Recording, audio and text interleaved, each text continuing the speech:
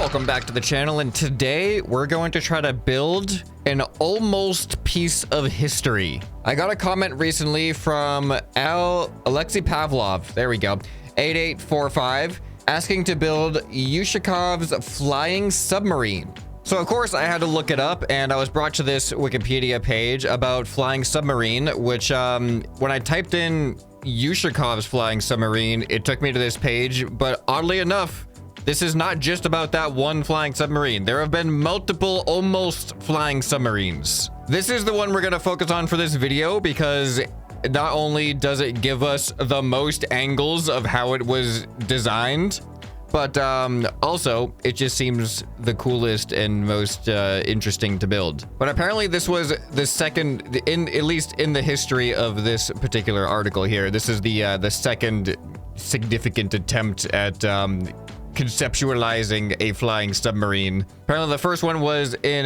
1920 United Kingdom. Reported conversations between the first Sea Lord and other military leaders. Sea Lord just sounds like it sounds like a superhero.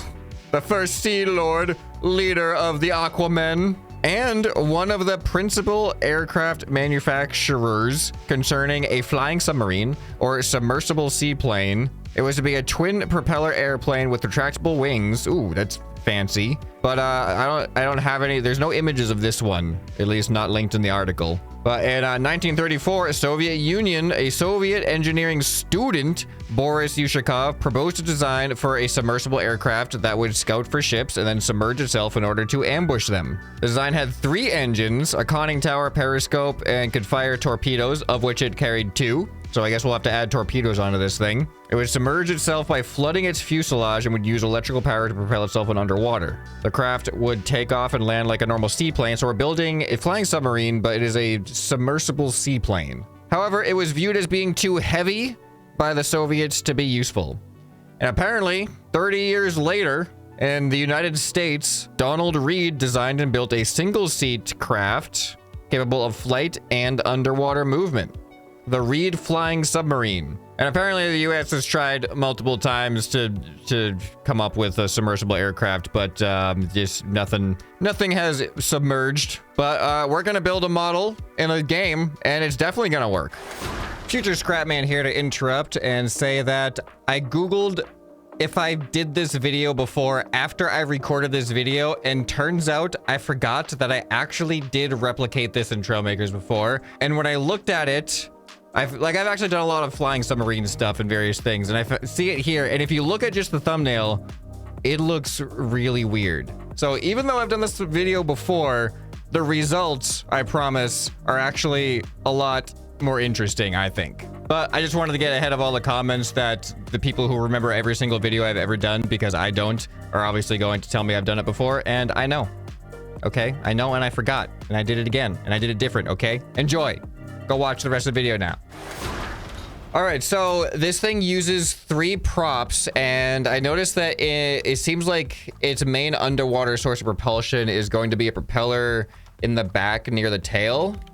We'll probably have to, for the sake of having enough power to do anything useful, we're probably gonna have to stack some internal propellers in addition to that one in the back. But we'll see what we can do. Let's also check out, is this seat going to be a suitable seat with the propellers? Because we're going to use the large propellers. We need 3 of these things, and that actually does look pretty good. All right, so we're going to have this in front, and then we need 2 more of these kind of like built into the wing. So kind of like right there. I think it's something along these lines. All right, so this thing has kind of like a stingray wing shape. It's gonna be interesting to build, especially with the propellers. We gotta make the propellers merge with the wings in a suitable way too. All right, we've got our first attachment here. You know what? We need to color this thing a different color. This is a little bit too dark right now. I think. Oh, that definitely gives me old. I mean, even modern aircraft are a lot for this color very often. But I could definitely see this color in the old books, the old sketchbook Okay, so we got this. That's a lot of power, at least for flying. Flying is probably going to be not too bad. This is a seaplane, so it's going to have to be able to spawn and sit on the surface of water and take off from the surface of water. So we're going to need some buoyancy under this thing as well. And torpedoes. If I look at the bottom, the head-on image, it looks like the torpedoes might be like those little circles on the bottom might be the torpedoes. Maybe. What do our torpedoes look like? I know we got torpedoes. I think they're kind of big. Air to surface torpedo. I think this also works really well as an underwater torpedo, but there is an underwater torpedo as well. That kind of works. It actually might work even better if I was like, oh no, I can't be recessed at all. I wanted to go like one block up like that. I guess I could, but then they're gonna like stick out a little. I don't know. Can we do that? I think we might be able to do that. I'm gonna try to do that. Are we gonna hit ourselves though with torpedoes? All right, we need to go underwater. Hey, that looks fine. Good enough test for me. All right, I need to finish shaping these wings though. All right, starting to get the stingray shape. This is a lot of design, a lot going into just shaping, just getting the outline of this. The good news is whatever our pitch and roll controls end up being are going to apply both in air and in water. So we don't gotta like double dip on the control surfaces. All right, this is what I'm looking like. I feel like it's not that far off. So I got my ailerons on the sides here. We're definitely going to increase the angle of those a lot because that's all we're getting right now. I can add more in if I need. And then I also got these because the front, you can see there's a little flap on the front of the wings on the outside of the outside propellers. So I'm going to use those for pitch assistance here, as well as my back fins. All right, so now obviously our back end is going to taper down here a little bit. And then around here appears to be where I need to stick a propeller. So we got like a propeller in the thing here. So I mean, that looks about right. Or do we like actually use one of these? What's the power? 250, 250. It is the same power and it will actually be a little bit, oh, but it's not center. We can't center this unless we just, no, we can't even stack two of them next to each other. Oh, that's unfortunate. And then the other one is this, which is massive compared to what is actually in the thing. So this thing looks the part, totally looks the part, but does not sit right. So we might have to use this thing, which moderately looks the part. And then what I'm thinking is, because this is going to give us no speed underwater, I'm thinking we just stack a bunch of these inside the fuselage just to give us some underwater speed. All right, doing the tail fins like that is going to be interesting. I don't know if I want to actually try to shape the tail fins just like that, or if it might like be better just to kind of use a stock shape. Like this kind of plays the part a bit. Like this doesn't look half bad if I'm being honest. I think this large stabilizer might be the better option. And now that I'm thinking about it, probably because this is actually set up to be centered on a 2-block wide area. And if I try to build it manually, I can't really center it very well. Like it's going to be 2 blocks wide, which is going to look a little too thick. So this might be our best layout here. Okay, things are coming together. Things are starting to come together. Big thing I'm missing right now. Ooh, that's going to be a problem, isn't it? I was thinking the pontoons underneath, and that's going to get rid of some of my lift. Potentially. Yeah, that's gonna cover up some of these wings. So we'll have to see how that goes. You know what? I'm actually noticing now that I've added the tail, my center of mass has gone back a lot, but I am gonna be adding more up here. So my lift is kind of far forward, so I could add some more wings like back here. So there is room for redistributing my lift.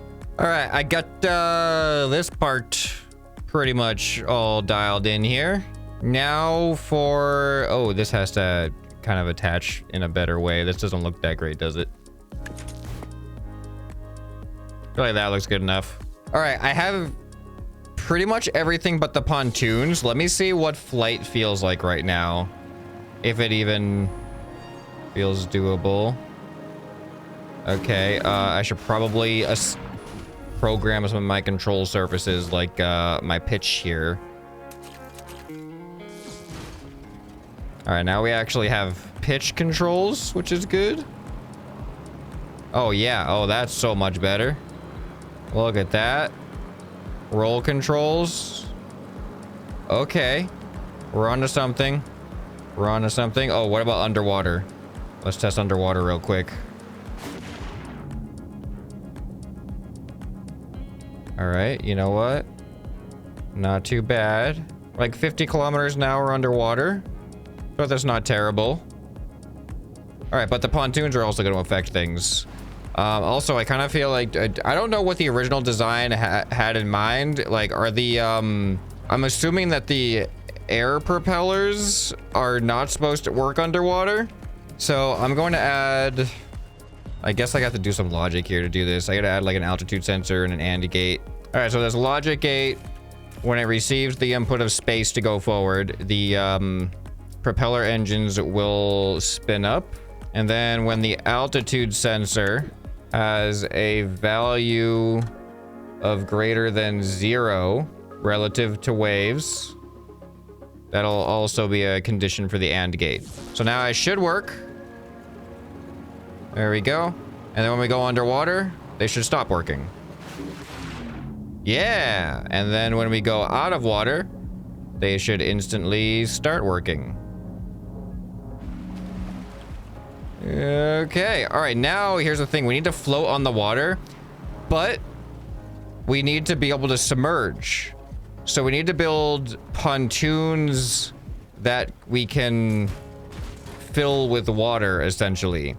So we do have something like that in Trailmakers, which is the BCD, the buoyancy control device. So by the looks of it, the pontoons are kind of like here.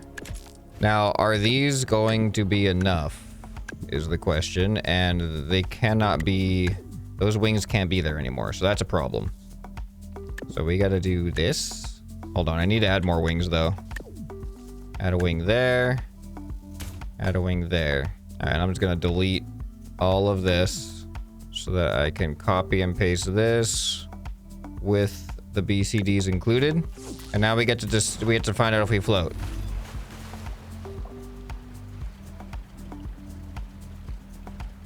Yeah-ish. That's not the best. Really isn't. A lot of this stuff, if I want more flotation, is very much not aesthetically optimal. Also, the original design, like the wing like goes down a lot. I don't like that. I'm not doing that. I'm just having a flat wing here. So it's just gonna be too much. But I guess these also, these have to kind of be down more. Side view, these are completely, the pontoons are completely underneath each engine. So there is that. So that means we could double up.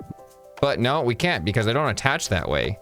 These have very inconvenient attachment points. No, I got it. So I wanted to encompass these anyway inside of a pontoon looking thing. So we just turn the bottom ones to the side.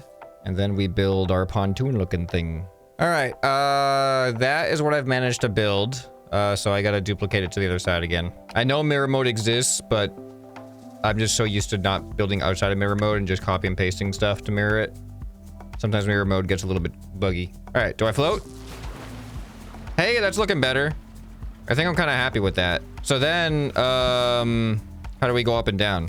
I'll just go 1 for up, 2 for down. Actually, 1 for down, 2 for up.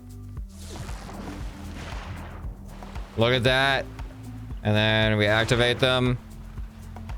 And we're up. That's not bad. All right, now we have to test out our flight because we changed our wings. Let's do a water takeoff.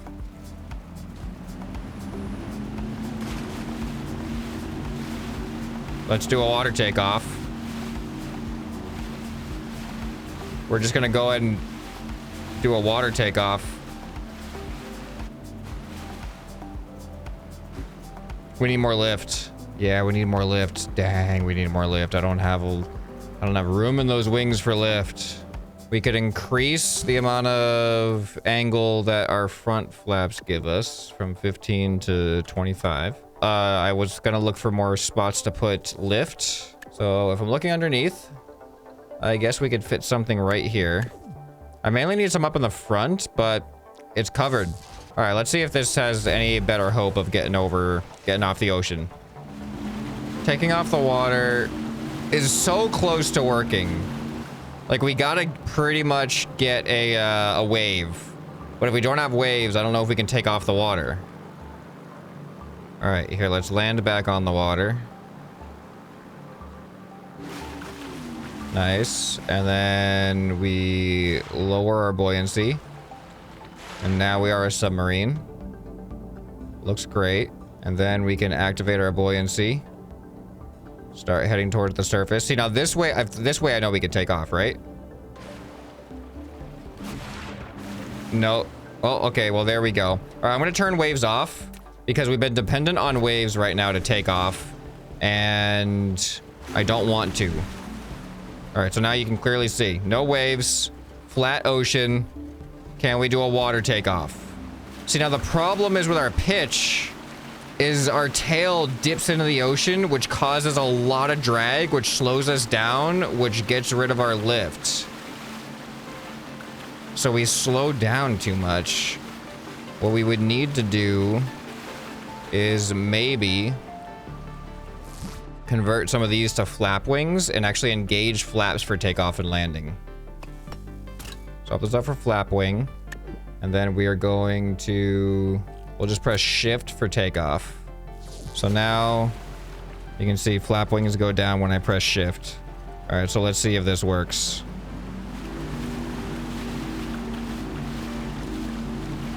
I was just hoping it would give us a little bit more lift. I am also going to swap these. Our front, like, I had them on pitch, but now I'm going to swap them to, I'm gonna have these be kind of like takeoff flaps as well. So red goes up, toggle, big angle.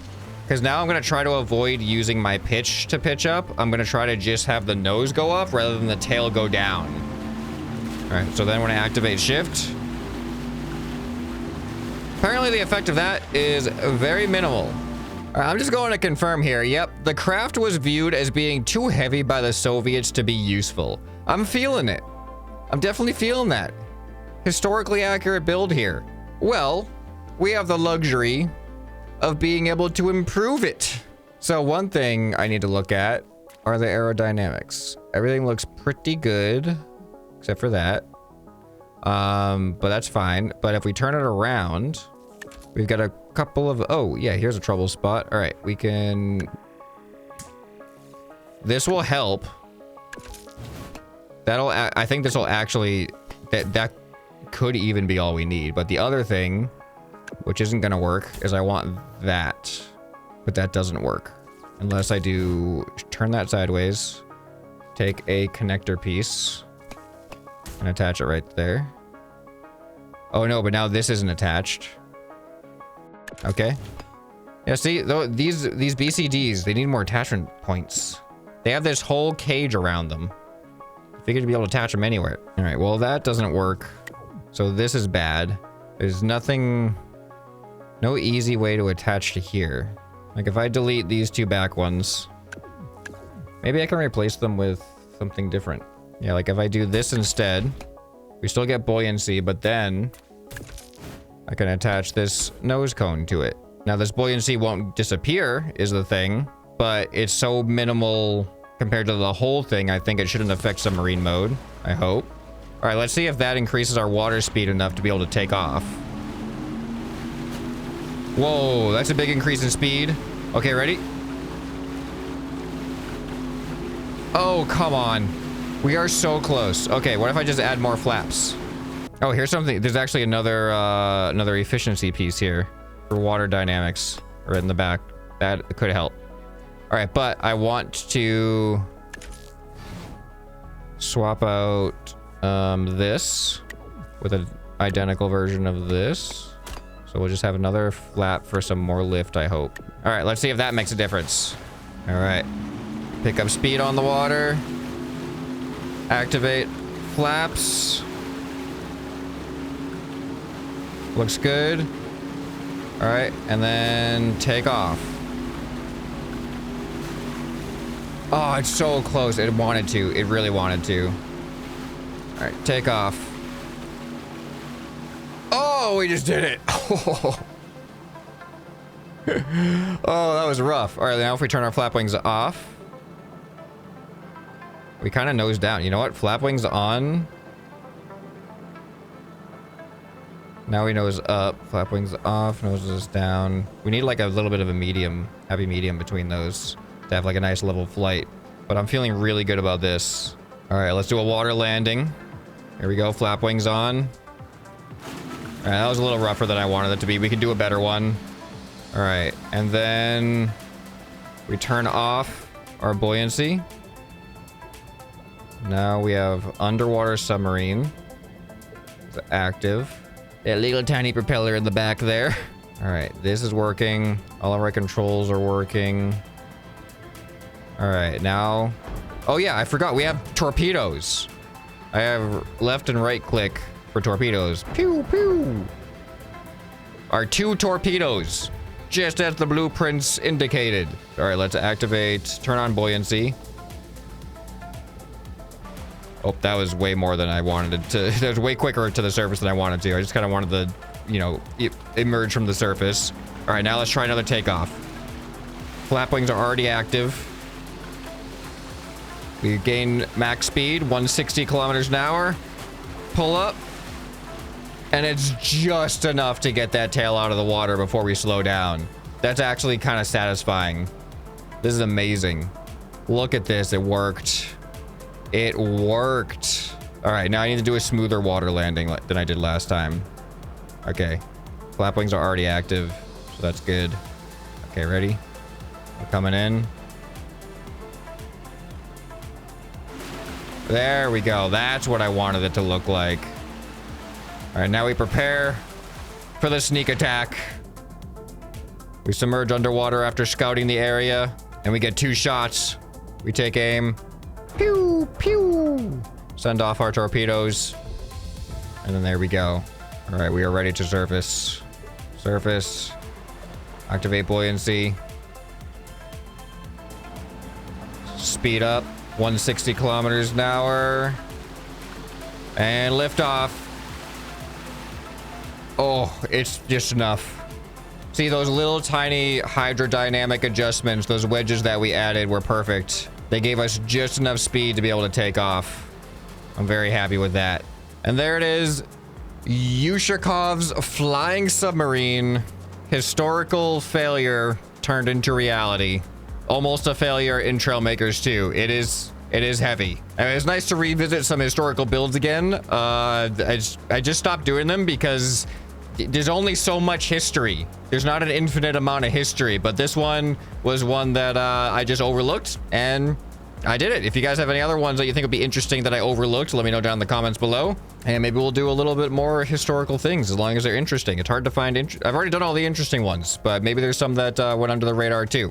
Anyway, if you guys enjoyed this video, you'll probably enjoy some more. You can find right here on the end screen. Hope this video has earned your subscription. Anyway, this has been ScrapMan, and I'll see you next time. Bye.